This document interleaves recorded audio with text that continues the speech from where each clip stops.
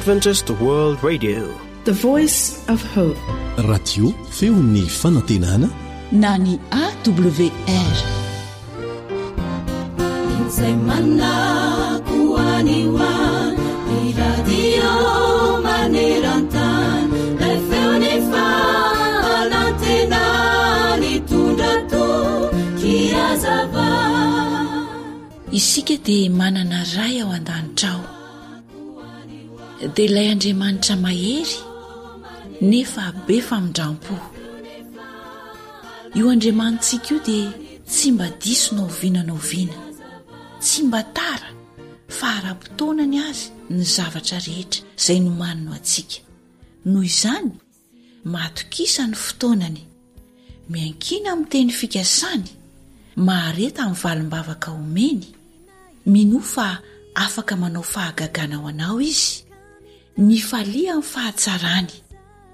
Aza miaya fa eo anilanao mandrakariva Andriamanitra, ary niza ianao na izanaiza misy anao, tsaroa fa Andriamanitra tsy mba diso ary tianao mpanoty izy. Noho izany mendrasany Jehova ianao, matoki ary ao ka ahery ny fonao. Eny, mendrasany Jehova, ankino amin'i Jehova ny lalanao ary matoki azy fa ataony tanteraka. Salamo 7:20, andininy 4:70, Salamo 7:30, ny andininy 5. Amen. Miteny ny Baiboly hanisan'andro no fonaina, raisoavampo fazamalaina, fartomotrany andro izao.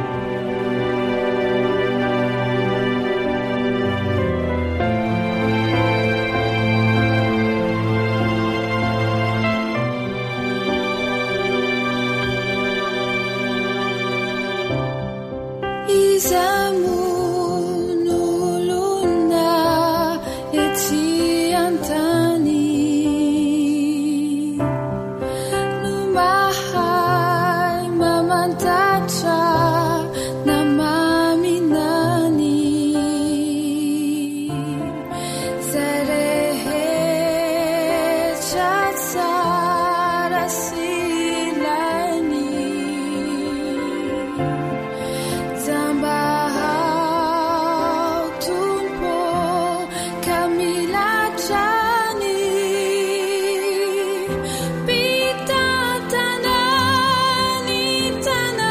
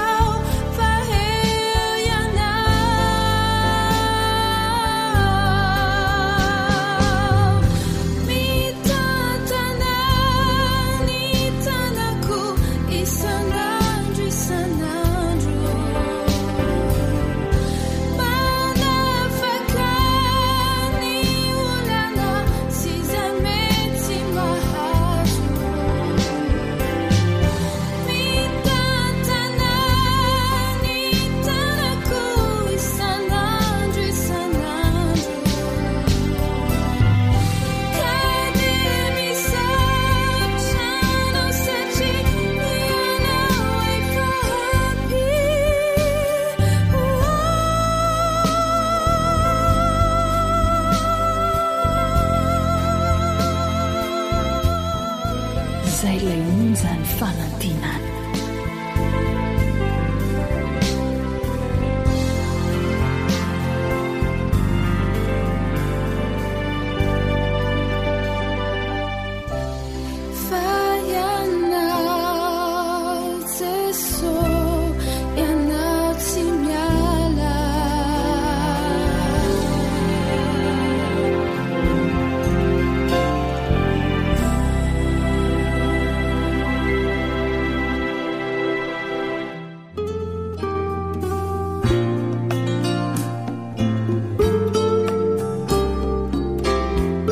Fahaiza miaina mampirindra ny fiarahamonina.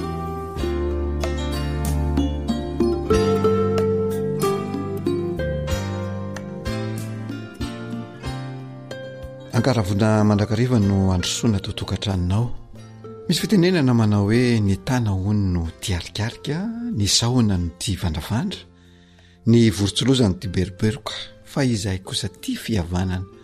Arak'izany miarabanao eram-po, miarabanao eran-tsaina, izahay mpikirakira ny fandarana fahaiza miaina dia hitady ka hitane ianao ny hita irina mba hanambina.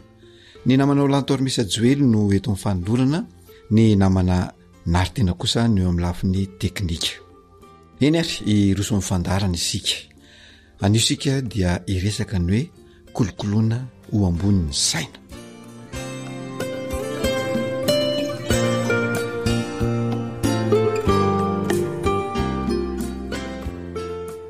Matetika dia maro ireo ray aman-dreny no mianana fotsiny amin'ny zava-misy izay iainany ka tsy mihevitra ny ikolokolo ny saina ho ambony ka atonga azy anana toe-tsaina ambony sy atanja ahafahany manabe ny zanany. Tena ilain'ny ray aman-dreny anefa ny fikolokoloana ambonin'ny saina mampanamba anana toe-panatony sy fofeno fitiavana eo amin'ny fanabeazana sy ny fanofanana ny zanany izy. Tena ilainao ray aman-dreny ny votony faniriana madio sy anakolokolo ao anatinareo ny fitiavana zavatra madio sy mahitsy ary masina. Inona moa ny anton'izany? Dia mba anana ny zanakareo toetra madio sy masina no anton'izany rehetrarehetra izany. Ianao ray aman-dreny no manana ny hery miasa mangina izay anana ny zanakao toetra mendrika sy madio ary masina. Noho izany mila mikatsaka mandrakariva ny ampitombo zany herinao zany ianao mba ahafahanao manao ilay asa masina ka ho tanteraka zofeno le toetra miavaka izay ahatonga ny tokantranonao ho feno firindrana, ho feno filaminana ka atsapahany ny mpianaka fiatanana. Tena mantsy ny mampatsiahanao ray aman-dreny fa ny firindrana sy ny filaminana ary ny fiatanana ao atokantrano dia mianga avy amin'ny ohatra izay asehonao ray aman-dreny. Arak'izany, aoka tsy hanara-po amin'ny fironana ambany ianao ray aman-dreny, fa aoka ianao ho marina fantatra mba haneo ny toetra sy ohatra sy ny tsara fakatahaka amin'ny zavatra rehetra ao atokatrannao.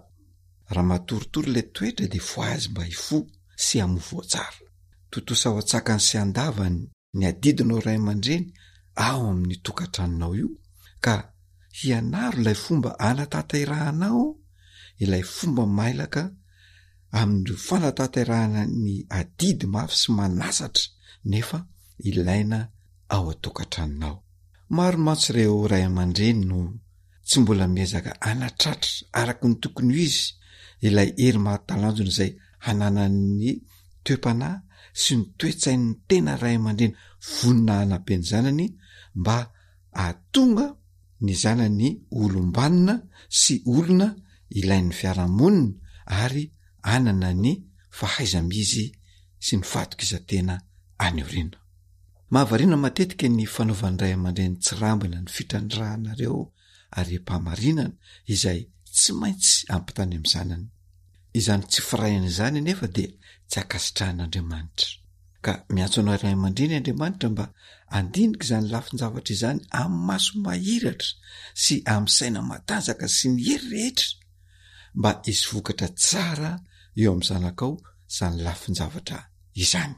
Matetika dia ivelambelany ihany no hijerenao ray aman-dreny izany toe-javatra izany.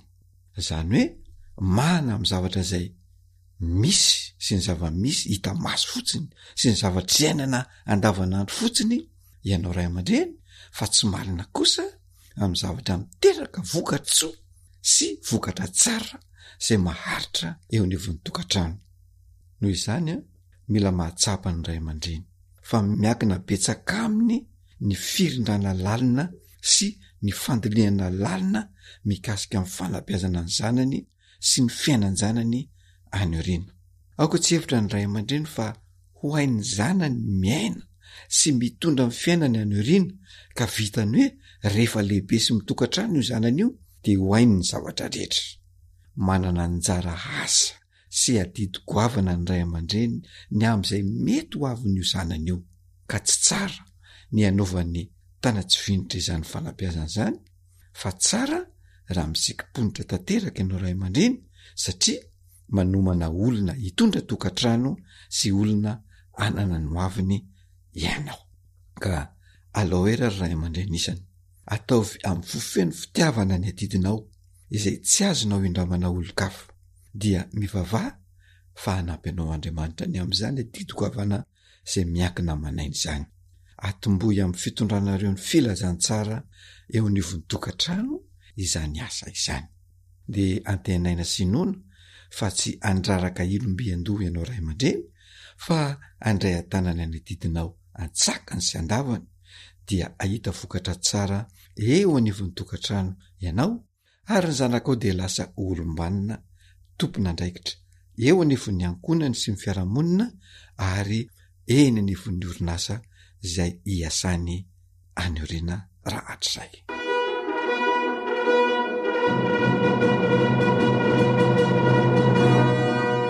Faiza miaina mampilamin-tsaina dia izay indray ny masaka azona tolotra anao mpiaino androany makasitraka anao naharitra hatramin'ny farany mametraka ny veloma mandra-pitafa sy mandra-piona ho amin'ny manaraka indray raha sitrapon'Andriamanitra. Veloma tompo.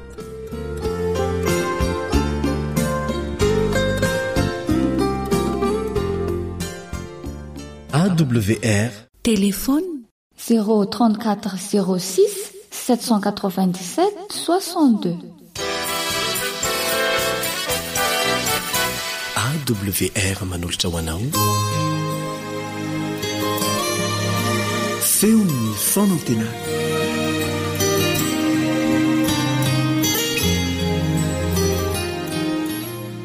Falitafahoana aminao indray amin'ny alalany ity onjam-peo ity noho ny fahasoavan'Andriamanitra izay nitahiry famindrapo antsika ka nanome antsika andro tombony ahavelomana indray. Isaorana ny tompontsika noho izany fahasoavana tsy tratry ny saina nomeno ho antsika izany. Ary engane mba ho ampitomboina ho antsika isan'andro isam-potoana izany fahasoavany izany. Ny namanao Stefan Razafiany no mitafa aminao ary manasanao mba hiaraka iombony amin'izao vavaka foy izao mialohan'ny fampisarantsika ny tenin'Andriamanitra. Ivavaka isika tompoko.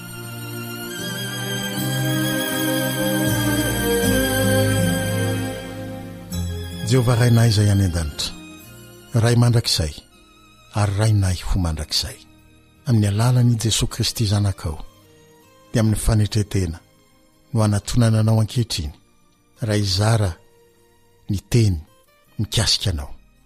Mpanompo tsy mahasoa izay fa no tao amin'ny fanahinao dia mangetaheta andre izany teny izany ary ny fanahinao no nanomeko ny teny koa dia mangataka indrindra tompo ampanginy ny feo hafarery anatinay. Ary eo ka ny ranao Jesosy hanadio ny tsy fahamendrehanay rehetra dia mba hiafinao aminao izay Jesosy ka raha andre ny teninao dia aoka mba ny feonao mihitsy no hoeninay toy ny ianao mivantana no miteny aminay amin'ny alalan'izao onjam-peo izao.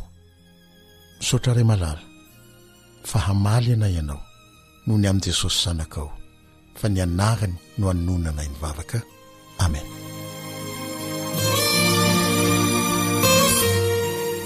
Ao amin'ny asan'ny apôstôly toko 7 andiny 5 dia tanteriny ny soratra masina amintsika ihany koa fa Stefana feno ny fanahy masina dia nibanjina ny lanitra ka nahita ny voninahitr'Andriamanitra sy Jesosy nitsangana teo kavanan'Andriamanitra. Rahafitina dia naneho ny voninahitr'Andriamanitra manontolo ny fiainan'i Jesosy teto amin'ity tany iainantsika feno faharatsiana ity. Na izany aza, rehefa ao amintsika ny fanahin'Andriamanitra, eo ampibanjinana an' Jesosy, raha tsorona eo ampamakina ny soratra masina, dia hita ny voninahitr'Andriamanitra mamirapiratra eo amin'ny fiainan'i Jesosy koa isika, tahaka ny Simeona sy Stefana. Singanina manokana amin'ny fiainan'i Jesosy, io izy teo amin'ny hazo fijaliana nitondra ny helontsika. Teo amin'ny fotoana io indrindra mantsy no nanehoan'i Jesosy tamin'ny fahatampony ny fitiavany ray antsika, ka nanomezany antsika an' Jesosy haka ny toerantsika. Hitondra ny helontsika rehetra izay tsy nandraisany anjara na de kely akory azy, mba azahoany mizara amintsika ny fahamarinany, dia nitoetrany tsy misy tsiny izay tsy nandraisantsika anjara kosa na de kely monja azy. Hoy apôstôly Paoly raha milaza izany ao amin'ny Koritianina 4:6 manao hoe, Baiboly dia manoa amakiko azy, Koritianina 4:6, tsy mba nanotana oviana Kristy, nefa niotantsika dia nampitondrain'Andriamanitra azy ho famonjena antsika, mba hahatonga antsika handray ny fahamarinana omen'Andriamanitra noho ny firaisana ao am Kristy. Amin'ny finoana izany fanambarana izany no izaran'i Jesosy amintsika sy andraisantsika avy aminy ny fahamarinany izay singa fototra mandrafitra ny voninahitr'Andriamanitra. Eo amin'ny fibanjinantsika amin'ny finoana io voninahitr'Andriamanitra naseho teo amin'ny fiainan'i Jesosy io, dia ovaova ny toetrantsika amin'ny fandraisana ny toetra n'Andriamanitra na ny voninahiny, toy izao ny fomba ilazan'ny apôstôly Paoly izany amin'ny Koritianina 4:7-9. Fa isika rehetra kosa amin'ny tavatsy misarona dia mijery ny voninahitry ny tompo toy ny amin'ny fitaratra, ka ovana hahazo izany endrika izany indrindra avy amin'ny voninahitra ka ho amin'ny voninahitra, toy ny avy amin'ny tompo dia ny fanahy. Koa ny fanahy masina izany tsy hoe mitarika antsika hibanjina an' Jesosy sy manambara amintsika ny voninahitr'Andriamanitra eo aminy fotsiny, fa miasa ao anatintsika koa io fanahy io. Koa raha mino isika dia anova antsika hanahaka an' Jesosy izy. Arakaraky ny ibanjinantsika an' Jesosy amin'ny finoana ho mpisolo antsika noho izany, dia manan-kery hanatanteraka sy amerina indray ny endrik'Andriamanitra eo amintsika izy. Amin'izany ihany no itombohan'ny famirapirantsika eo ampandraisana ny famirapiran'ny voninahiny isaka ny mibanjina azy isika. Hijery zay no le foniny izy, hoy ny mpaminany Zakaria 2:10. Ko raha manao izany isan'andro isika, dia ho tanteraka amin'ny fiainantsika tokoa ny teny nampitondraina ny mpaminany Isaia ao amin'ny boky nosoratany 40. Isaia 40:2 manao hoe, fa aminao kosa no ipisahan'i Jehova, ary aminao no isehony ny voninahiny, ary ny firenena manatona ny fahazavanao, ary ny mpanjaka makeo ny famirapiratany fipisahanao. Mario tsara fa ianao tsy manana fahazavana, fa ny voninahitry Jehova no miposaka eo aminao, dia mamirapiratra noho izay voninahiny miposaka eo aminao izay ianao. Io voninahiny io dia nitoetrany mahandriamanitra azy. Rehefa mitombo hatrany amin'ny fanahafana an' Jesosy isika, satria ny banjina mandrakariva azy, dia hiposaka sy iseho amin'ny fiainantsika ny voninahitry Jehova, ary dia ho avy anatona antsika ny firenena araky ny teny nampitondraina ny mpaminany Isaia novakiana tamintsika teo. Tsy mahagaga noho izany raha manambara ny Baiboly ao amin'ny Nomery 12:7 manao hoe, fa Mosesy dia lehilahy na lemy fanahy mihoatra noho ny olona rehetra ty amboniny tany. Hitenisika hoe sambatra loatra Mosesy. Eny, sambatra tokoa izy. Fa ny tsy ambaratelo noho ianao, naharitra ny banjina ny voninahitr'Andriamanitra izy. Ny fahalemem-panahin'Andriamanitra naseho teo amin'ny fiainan'i Jesosy, io no nifindra tamin'ny Mosesy, ka nilazan'ny Baiboly azy ho olona malemy fanahy indrindra teto an-tany. Sambatra i Mosesy rehefa mandray izany isika. Fa hain'Andriamanitra tao koa no manome antsika ireo fahataterahan'ny toetra ny marobe ireo, raha manakibanjina ireo toetra ny kanto indrindra ireo isan'andro eo amin'ny fiainan' Jesosy isika. Ny vavaka atao eto am-pamaranana dia ny mba hiasa amin'ny tsirairay mandrakariva ny fanahy masina, hitaona antsika mandrakariva hibanjina ny voninahitr'Andriamanitra naseho teo amin'ny fiainan' Jesosy. Ka eo amin'ny fanataterahantsika izany amin'ny finoana, fibanjinana amin'ny finoana, dia ovana isika hanana ny toetran' Jesosy mitombo hatrany isan'andro, avy amin'ny voninahitra ka ho amin'ny voninahitra, mandra-pahatonga antsika ho tahaka azy tanteraka rehefa iseho eny amin'ny rahona izy. Fa fantatsika ho ny apôstôly Jaona fa raha iseho izy dia ho tahaka azy isika. Fa ho hitantsika izy dia izay tena endriny tokoa. Jaona 1:7-9. Ho hitantsika izy tsy amin'ny finoana toy ny mijery amin'ny fitaratra itsony, tahaka izao ataontsika kehitriny izao mandritry ny fotoana mpibanjina. Fa amin'izay fotoana izay dia izay tena endriny tokoa no ahitantsika azy, ary amin'izay fotoana izay dia ho tahaka azy isika.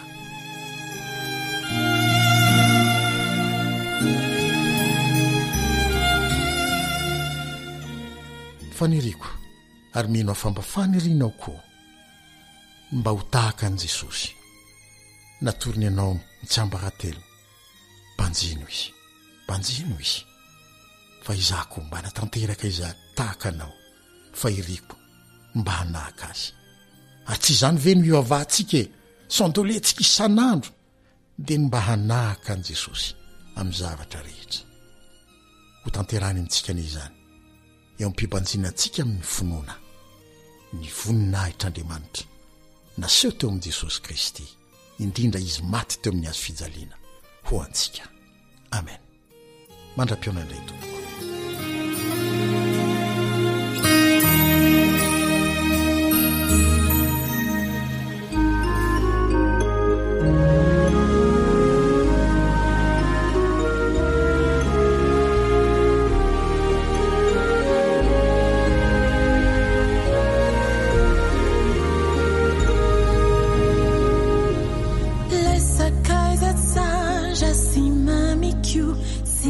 Faze so Kristi izy no mahay ny tantarako, mahafantatrany amiko.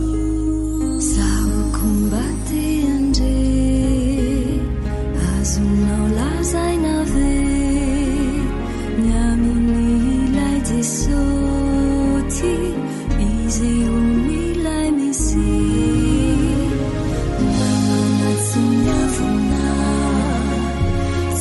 Tsara vilatsy mahateo tindrindra azo antsoka, faombiazana no azonao miaraka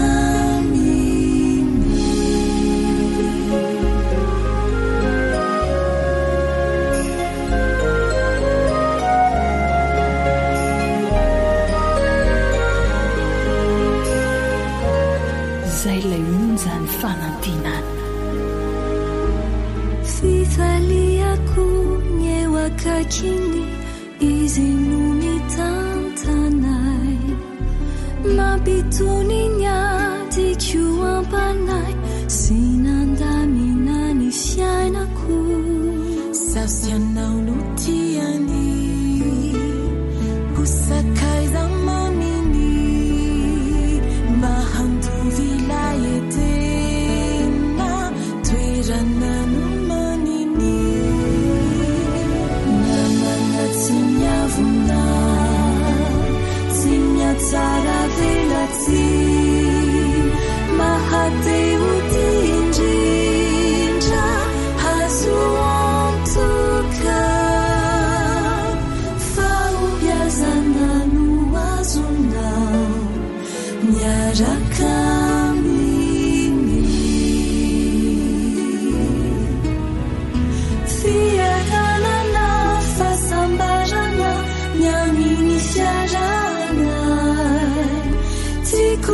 zaray na minao indray ireo fanandramanatr'izay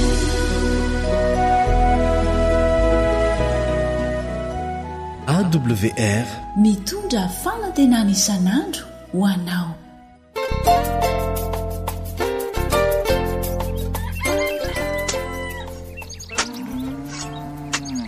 Asa sy tontolo hiainana voakolo antoky ny fahavelomana re fandaharana voakarin'ny radio feony ny fanantenana miaraka amin'ny nadiomady iarahanao amin'ny Ramatora Zoelosoa ny Irina Honore teknisianina pikaroka momba ny fambolena ara-boajanahary.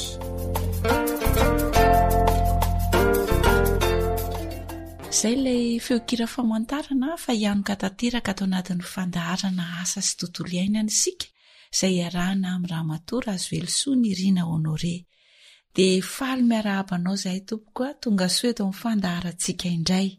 Faly miarahabanao fantsa faly miarahaba-ny mpiaino AWR rehetra manaraka ny voan'ny tany. Ia, mahakasika n'inona indray izany tompoko no nomaninao an'ny mpiaino antsika? Fambolena katsaka izany no entiko amintsika indray amin'ity androany ity. Dia inona indray ary ny tsara ho fantatra aloha mialohan'ny ambolena katsaka? Amin'ny fotoanany latsakorana sy ny andro mafana izany no tena tsara ambolentsika n'ity katsaka ity.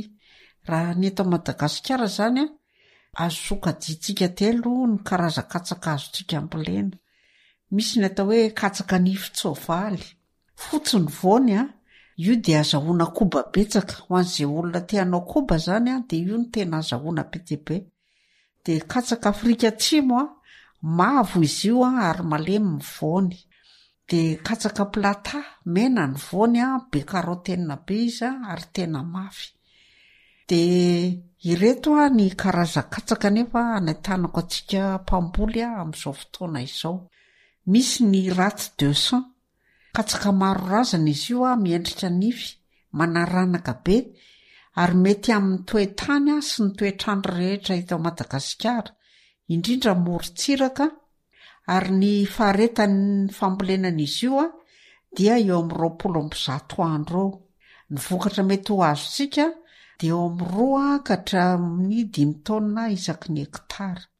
Dia misy koa ny atao hoe iraty 374 na meva. Maro razana izy io, tsy dia mendrika ny floatra ary matohitra ireo aretina mamelon'ny ravina. Dia ny faharetan'ny volondray nefany dia manatomboko 10 andro amin'ny ilay iraty 200 izany hoe 30 andro. Dia ny vokatra mety ho azo koa dia 2 taona sasany ka hatreo amin'ny 4 taona sasany isaky ny hektara. Ireo izany no tena tsara ambolentsika amin'izao fotoana. Ny ankoatran'izay izany tsy mety raha ohatra ka misy katsaka hafa? Izany hoe mety fa tsy dia azahoantsika vokatra firy izany ilay izy fa manjary indraindray sao dia maty antoka.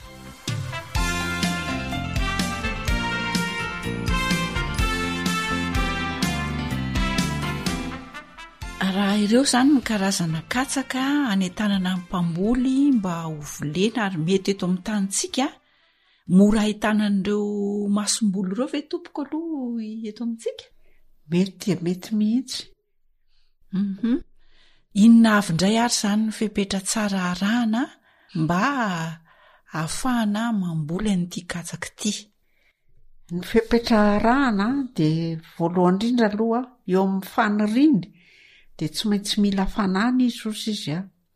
mitaka efanana ihany koa zany mikatsaka tahaka ny soja ihany ary mihoatra ny 10 degré celsius zany ary tsy atao latsaka zay ny mahatsara azy amin'ny fotoanany latsakorana sy ny mafana andro voelingelina amin'ny fandatsahany raha mihoatra ny 5 degré celsius ndray nefa ny hafananany sy raha ohatra ka maina loatra ihany koa ny rivotra izy zany sady tsy azo atao mafana be loatra ny tsy azo atao mangatsiaka be loatra zany hoe tsy ohatra ny soja na mafana be ara zakany foana fa ny katsaka indray zany raha vao mihoatra ny 5 degré celsius ny hafanana dia efa tsy zakany intsony mampiena amin'ny faharetan'ny volo zany ny hafanana diso ambony loatra ia dia raha mangatsiaka loatra ihany koa zany dia tsy mety aminy tsy mety aminy ia dia manahoana indray zany tompoko ny toetany mety amin'ny fambolena katsaka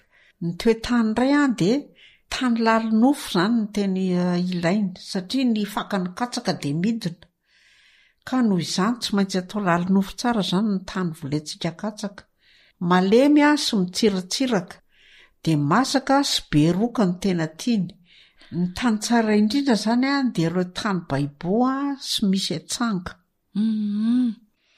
dia manahoana ny amin'ny rano ny rano koa dia mila rano betsaka ny volo-katsaka zay mahatsara azy volena amin'ny fotoam-pahavaratra mahafaty momoka ny fitsiriny tsy fisian'ny rano jereo tsara zany fa raha vao tsy maniry tsara zany ny katsaka dia tsy ampy rano izay toy izany ny fitombony sy ny fiarian'ny voany ny fotoana tena mahasarotiny azy amin'ny tsy fampian-drano dia tapabolana mialoha sy tapabolana aorian'ny fivoahan'ny lahy-katsaka rotsakorana mirefy 100 milimetatra isam-bolana zany no ilainy mandritra ny fotoam-paniriany tena mila rano be mihitsy zany ny katsaka ia dia inona ihany koa tompoko no tsara ho fantatra koatr'izay mila hazavana be ny katsaka tsy tsara zany ny mamboly katsaka dia atao mietiety kely izy fa atao ohatra ny mamboly soja ihany zany hoe mielanelana 20 cm ia na dia nilazainao aza hoe mila tany mafana sy be rotsakorana ny katsaka dia misy ve eto amintsika faritra tena mety indrindra amin'ny fambolena katsaka ny nosy rehetra indrindra ny faritra fivoany andrefana zany sy ny baibo dia ireo ny tena tsara ny mamboly betsaka amina hektara maro ny fambolena katsaka dia mampirisika antsika zany tratran'ireo faritra ireo mba azoto amboly katsaka ia raha ohatra zany ka amboly katsaka ao anatin'ny ohatran'ny hoe tany 1 hektara dia manahoana sy manahoana ny voa ilaina na masom-boly ilaina ahafahana mandrakotra an'izay tany izay voalohany indrindra aloha ny toerana ohatra hoe tany lonaka sy ny tany somary kotrakotra sy ny tany atonony dia tsy hitovy mihitsy ny ambioka ilaitsika ho an'ny tany lonaka izy na 520 kilao ara dia efa ampy ao amin'ny tany 1 hektara fa raha ohatra tontonony ray izy dia ao amin'ny 30 kilao ao dia raha ohatra ka tany kotrakotra zany ny tanytsika dia ao amin'ny 40 kilao ao zay vao ampy ny ambiko atao amin'ny 1 hektara arakaraka le hatsaran'le tany zany toko ia dia isaorantsika indrindra raha matory azo elosoa ny Irina Honore nanomezay torohevitra mahakasika ny fomba fambolena katsaka izay mbola ho itoizantsika ny dinidinika amin'ny manaraka dia manasanao sahady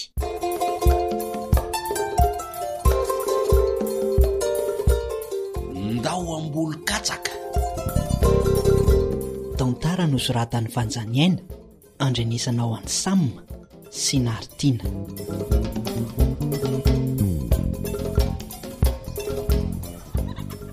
mandroso letsy ribonara ty avaratra ty fa mandamindamy makely an'reto zavatra reto ohatra tena mikarakara be mihitsy ry Josefy zany tsy manelingelina ve asa tsisy an'izany fa avily etsy ay sady makamakaina no mikarakara an'reto masom-boly reto tena mety kosako mipetra letsetsy ambony tsy etsy aloha de io ny voanjo sy ny vomanga io no masaka fa mazoto sa ho tontona kely ny adre misaotra betsaka ary Josefa fa mety zao tsary izany ary ny amboly katsaka anganareo zany no anitatra nyty fambolena katsaka ty mihitsy io sitranay fidiram-bola mitombo Zara nga ty mba maniry amboly azy ty mihitsy fa ohatra ny tsy mahavaniny zaniko asa ranomasombolony tsy mety amin'le tany na ny taniny tsy tia fa zara raha mahita vokatra ny hoanina fotsiny fa tsy misy mihitsy ny amidy nenareo anefa zany mbola nda hitarina indray ny fambolena katsaka nenareo kosa angamba tsy arahana tsara reo teknika fambolena katsaka ko manaraka ihany ara Josefa fa tsy hoe misy ambinina sy tsy ambinina mihitsy io letsy eno tsara ry aloha hoe ahoana indray raha tiana ny ampavokatra tsara ny fambolena katsaka dia arahana tsara reo fepetra faniriny ka mba efa ela ihany aneny na mpamboly ary ngaty fa tsy zaza vao amin'io bonara tsy ampitafika tsy rehefa voasa tsara ve ny tany dia mba atao tsara ny masomboly dia evoevona matetika eny izy dia zay no ilainy izy ihany aloha zay kinona indray no izay nefa neraha zay fotsiny angery bonara no atao dia tsy feno ny fepetry finona ihany koa zany Josefa ny akoatr'izay zao no izy raha te amboly katsaka ka maniry avanina tsara dia ny tany lalynofo malemy sy mitsiratsiraka ary masaka sy beroka no ilainy azonao ny tany tsara indrindra zany dia ny baibo misy atsanga zany araky nga tsara ve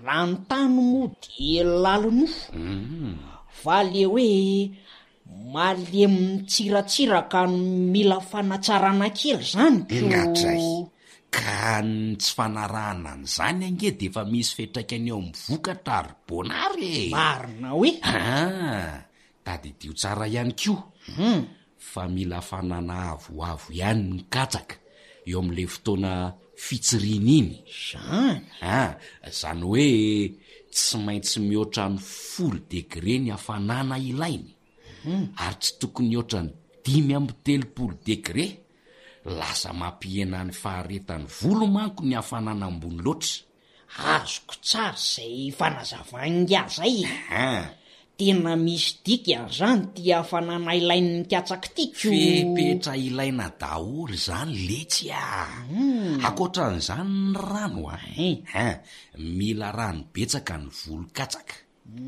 mahafaty momboka ny fitsiriny tsy fahampiany rano ilainy dia ohatr'izay ihany koa ny fitombony sy eo amin'ny fotoana fiarin'ny vony kinona moa zany letsy fa tsy izy rehetra zay ane le nilazaiko an'lahy teo hoe mila rano betsaka izy fa ny fotoana tena mahasarotiny azy indrindra amin'ny tsy fahampian-drano dia ny tapabolana aloha sy ny tapabolana aorianany fivoahan'lay katsaka mazava rotsakorana mirefy any amin'ny 10 milimetatra isam-bolana zany no ilainy mandritra ny fotoam-pitsiriny raha tiana zany ny ampahombo ny fambolena katsaka dia zay zany hoe amin'ny fotoana ny rotsakorana sy andro mafana zany ny tena tsara ambolena ny katsaka azonga tsara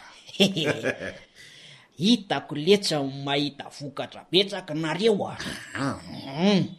fa raraka ny fijeriko an'ireny volo katsaka ataonareo reny zany dia ohatra ny hitako milanelana be ihany nanaovanareo azy ry Josefa io ve letsy tsy andahy velara-tany be raha ireo angamba no atao somary mifanetiety kokoa dia vo mainka ho petsaka vokatra azo zay ange mavoan'lay ka fahonaka io manaraka tapan'io ihany dia aveo vomafy tady dio tsary e fa mila hazavana be ny katsaka rehefa mamboly azy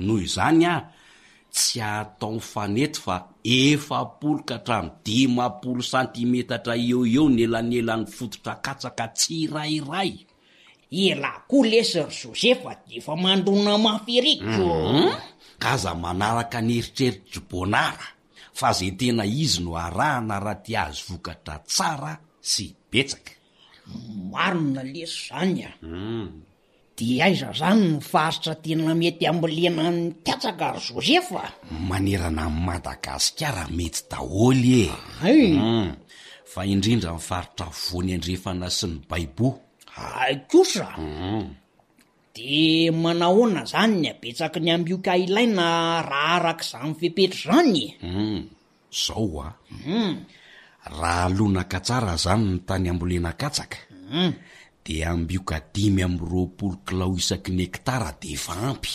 520 kilao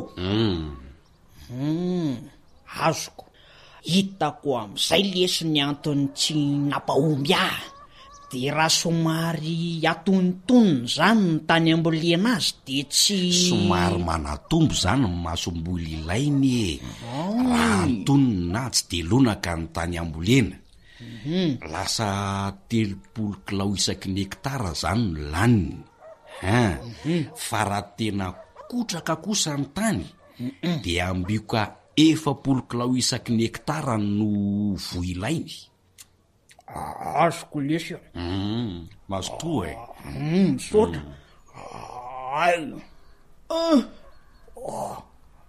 loza fa one sady hoano le tsy mivomanga sy mivoanjo fa tsara ny ereo ampiarahany ano lesy ano le tiako lesy fa tsy mahay mihina-kanina mihitsy elavy tsy hitanlavy zao fahavoazako zao tsara ho ahy fa zavy anory voana angay hoano tsy mety lesy fa aza-bezizo kekeriko amin'inona tsony ny voajo lahy kekerina amin'nifo moko ao sa tapaka letsy ny simby zaniko fangamo letsy lesolo nifoko aiza ndray no ahitako volana amboarana andreto tena mba hoe ifanao fotoana amin'ny Emily no antony nanamboarana an'io dia tavelandray zany amin'io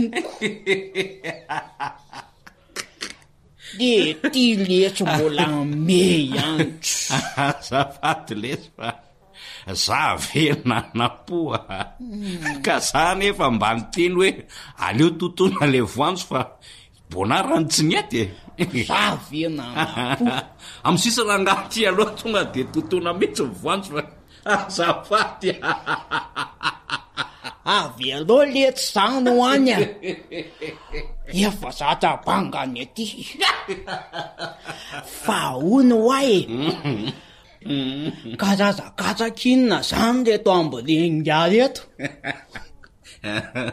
raha ho antsika eto Madagasikara zany de asokajiana 3 ny karazana katsaka azo mibonara azoko tsara misy zany ny katsaka ny fijovaly fotsy ny voniny ary tena azahoana betsaka raha anaovana koba azahoana tombony kosa zany ny karazany faharoa ny katsaka Afrika Atsimo io mavo ny lokony ary malemy ny voniny zany zao ny tena mety tsara amin'ny mamboly azy satria malemy azo hoanina tsara azo mibonara hoanina tsara fa ny karazany fahatelo de ny katsaka plata io mena ny voniny atsaizy fatato tsara reny voankatsaka tena mafy pia ay fa be karotena ny dikan'izany ry bonara fo zao ny karazana katsaka tena anentanana antsika zany ny amboly azy satria mety tsara amin'ny toetany sy ny toetrandro rehetra eto Madagasikara indrindra amin'ny morontsiraka de ny iraty 200 inona tsara iraty 200 iraty 200 io zany katsaka maro razana mendrika nify izy io ohatra nify ny endriny ary tena manaranaka be mihitsy ohatran'izao hitangia zao yes tsy mahagaga za tsy mety ilay ambiokana ampiasaiko letsy de manahoana ny fotoana fiakaran'ny vokatra io zany 20 andro de miakatra ny vokatra ry bonara 20 andro ary mahatratra rokatra ny 5 taonina isaky ny hektara ny vokatra azo hitangam''zany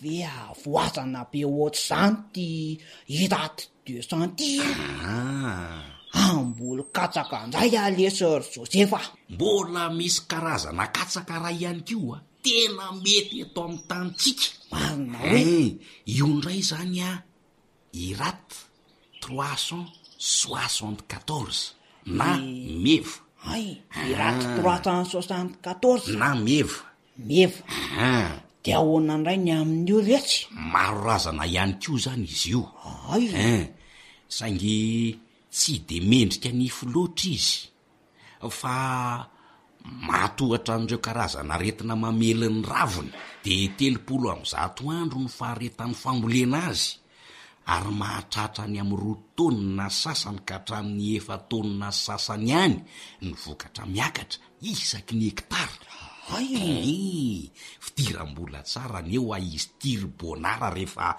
arahana tsara ny teknika fambolena azy tena marina lesy zany Josefa nde hiverina amboly katsaka azy anaraka ny fepetra amin'ny atsiporiany zany de gaga am'le hoe ela tsy mahavokatra raha ho letsy ny fepetra fa sady fidiram-bola tsara ny fambolena katsaka angery bonary vonina rehefa tsy aniry ahny lesy Josefa nifiko de aleo ty karazakatsaka mendrika nify be ty ny voleko sady zany izy hoe manina ranakabeko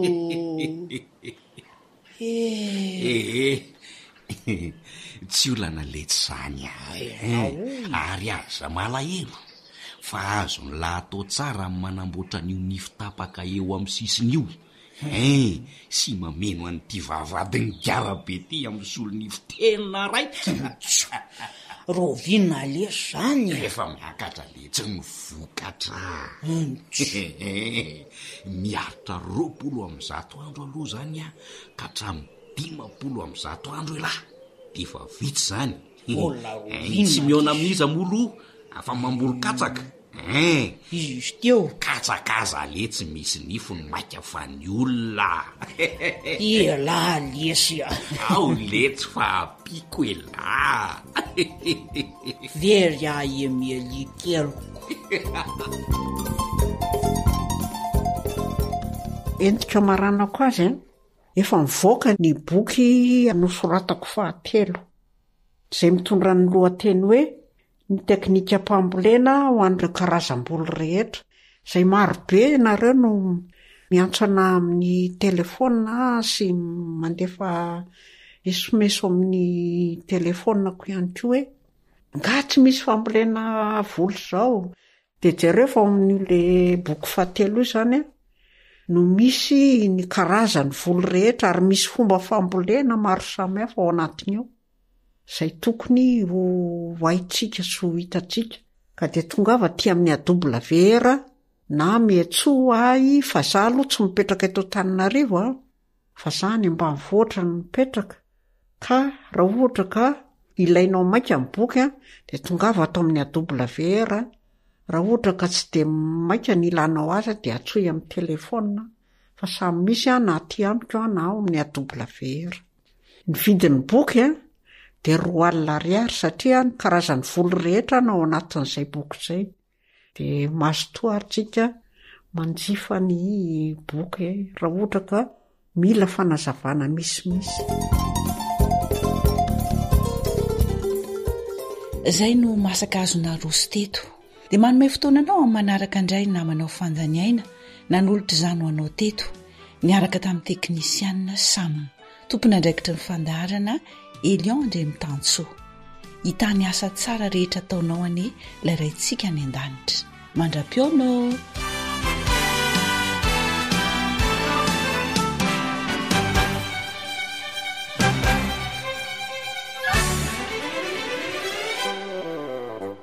Ankoatra ny fienoana amin'ny alalan'ny podcast dia azonao atao ny miaino ny fandaran'ny AWR sampana teny malagasy amin'ny alalan'ny Facebook isanandro amin'ity pejy ity.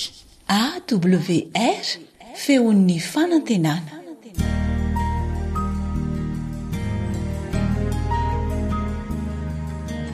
Faneteninao no fahamarinana. Taridalana manokana fianarana baiboly avoaka ny fiangonana Adventista maneran-tany. Iarahanao amin'ny radio feon'ny fanantenana.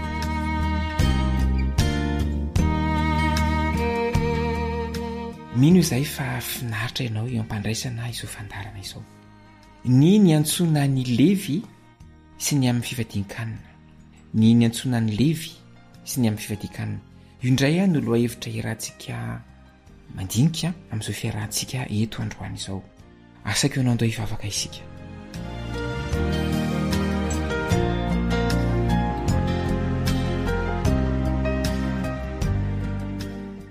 Rainaiza ny an-danitro ndreto indray izahay.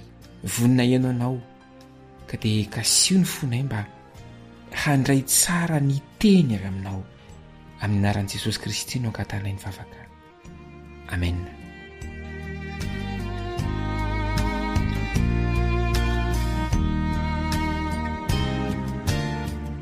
Niteraka ady hevitra ny nandraisana ny Levi ho mpianatr' Jesosy. Fa nahoana ary? Andevaka itsika izay voalaza ao amin'ny Marka 2:7-20 ka hatramin'ny 12. Marka 2:7-20 ka hatramin'ny 12. Ary lasa nandeha teny amoron-dranomasina indray Jesosy ary ny vahoaka rehetra nanantona azy ka dia nampianatra azy izy. Ary noho nandalo izy dia nahita ny Levi zanak'i Alfeo nipetraka teo am-pamorian-ketra ka hoy izy taminy, manaraha dia nitsangana izy ka nanaraka azy. Ary raha nipetraka nihinana tao an-tranony izy dia maro ny mpamory rehetra sy ny mpanota no niara-nipetraka nihinana tamin'i Jesosy mba mimpianany, fa nisy maro tao dia nanaraka azy izy. Ary ny mpanorandalàna izay isan'ny Fariseo raha nahita fa niara-nipetraka nihinana tamin'ny mpanota sy ny mpamory rehetra izy dia niteny tamin'ny mpianatra hoe miara-mihinana sy misotra amin'ny mpamory rehetra sy ny mpanota izy. Ary raha nare izany Jesosy dia nanao taminy hoe tsy ny finaritra no mila mpanao fanafody fa ny marary, tsy tonga hiantso ny marina fa ny mpanota. Ary ny mpianatra Jaona sy ny Fariseo nifady hanina tamin'izany dia avy izy ka nanao tamin'i Jesosy hoe nahoana ny mpianatra Jaona sy ny mpianatry ny Fariseo no mifady hanina fa ny mpianatra kosa tsy mba mifady? Ary Jesosy niteny taminy hoe mahay mifady va ny havan'ny mpampakatra raha mbola eo amin'ny ihany ny mpampakatra? Raha mbola ao amin'ny ihany ny mpampakatra dia tsy mahay mifady izy. Fa ho avy ny andro izay hanalana ny mpampakatra hiala eo aminy ka amin'izany andro izany vao hifady izy. Tsy misy olona manjaitra tapa-damba tsy mbola voalona amin'ny lamba tota, fa raha izany ny vaovao izay natampina dia handrovotra ny tota ka dia hitatra ny tritra. Ary tsy misy olona manisy divay vaovao anatin'ny sinoditra tota, fa raha izany ny divay dia hahatritra ny sinoditra ka dia samy very foana ny divay sy ny sinoditra, fa ny divay vaovao no ao anatin'ny sinoditra vaovao. Izay ilay tantara. Raha tsy haivina dia olon-tsotra mpiasa teo ambanin'ny fahefan'ny fitondram-panjakana Romanina mpamory rehetra tamin'ny andron'i Jesosy. Nankahalaina teo amin'ny fiarahamonina jiosy tany Jodia izy ireo satria matetika no naka vola mihoatra noho izay tokony alainy. Noho izany dia nanjary nanankarena noho ny fangalarana amin'ny mpiray firenena aminy. Misy fanazavana jiosy momba ny lalàna ara-pivavahana manao hoe raha miditra ao amin'ny trano iray ny mpamory rehetra dia tonga maloto avokoa ny trano sy izay rehetra ao anatiny. Fampianarana jiosy zany a. Koa tsy mahagaga araka izany raha nanao teny feno tsy fankasitrahana tamin'ny mpianatra mpanora-dalàna nanao hoe miara-mihinana sy misotro amin'ny mpamory rehetra sy ny mpanota izy. Dia inona no nasetran'i Jesosy izany teny izany? Tsy nanday izy, fa no hazavainy kosa fa tsy ny salama no mila mpitsabo fa ny marary. Dia toy izany no nanehoan'ny tenany tahaka ny hoe mpitsabo ny fanahy, izay mahay manasitrana ny retim-pahotan'ny fanahy. Koa dia tsy tokony ho any amin'izay misy ny marary ve ny misy ny mpitsabo? Dia miresaka aloha hevitra vaovao indray ny Marka 2:22-20. Izany ao anatin'ilay tantara lavabe teo ihany. Marka 2:22-20. Io tantara io no eo afovoan'izy 5 izay samy ahitana fifanoherana. Miresaka fiaraha-misakafo izay fanasana nataon'ny Levi ny tantara eo alohany. Fa ity tantara ity kosa dia miresaka momba ny fivadikanana. Nipetraka ny fantaniana hoe nahoana ny mpianatr' Jesosy no tsy mifady kanefa ny mpianatr' Jaona mpanao batisa sy ny mpianatry ny Fariseo kosa mifady. Dia nanao sary nohatra na fanoharana Jesosy ho setran'izany. Ka nohariny amin'ny fanasana amin'ny fampiakaram-bady ny fanatrehan'ny tenany. Ho hafahafa tokoa raha mifady anina avokoa ny olona rehetra nasaina ho amin'ny fampiakaram-bady. Kanefa eto dia milaza mialoha Jesosy fa ho avy ny andro izay hanalana ny mpampakatra tsy ho amin'izy ireo. Toy izany no niresahany momba ny azo fijaliana. Koa rehefa ho samborina izy, ho tsaraina ary omboana amin'ny azo fijaliana, dia isy tokoa ny fotoana hivadikanina ho an'ireo mpianany. Dia notohizan'i Jesosy tamin'ny sary nohatra roa izay manasongadina ny fifanoherana fampianarany amin'ny an'ireo mpitondra fivavahana izany. Voalohany dia ny fanjairana tapa-damba tsy mbola voalona amin'ny lambatota. Ary ny faharoa dia ny fanisiana divay vaovao ao anatin'ny siny hoditra tonta. Inona ary ny tiany Jesosy ambara? Asehony eto fa ny aratsy ny fomba nyreto mpampianatra jiosy ireto. Inona no lesona ho antsika? Na ny fivavahana marina aza dia mety ho tonga fahamaizinana rehefa tsy mitandrina isika. Misy olona amin'izao androntsika izao raisy ny fiarahamonina toy ireo mpamory hetra tamin'ny andron'i Jesosy. Nomeny ny soratra masina antsika nefa ny fomba anitsintsika ny fomba fisainantsika mikasika azy ireny dia tahaka ny fomba andraisan'ny kristiantsika na inona lasantsika. Hivavaka isika.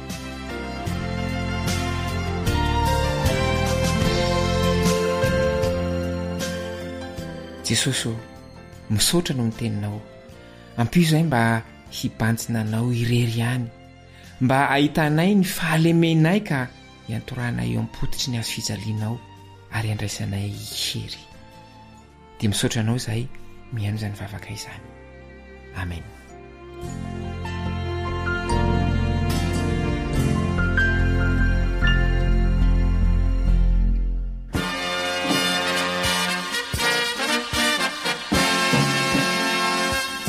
Adventist World Radio, the voice of hope.